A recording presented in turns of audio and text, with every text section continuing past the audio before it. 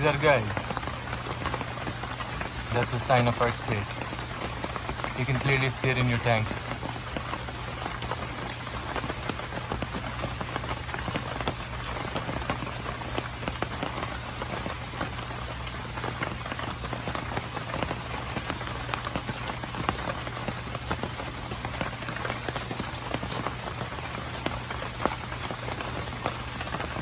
My aerators or aeration device, nothing is causing that. That's the shake of the whole pool or pond due to earthquake.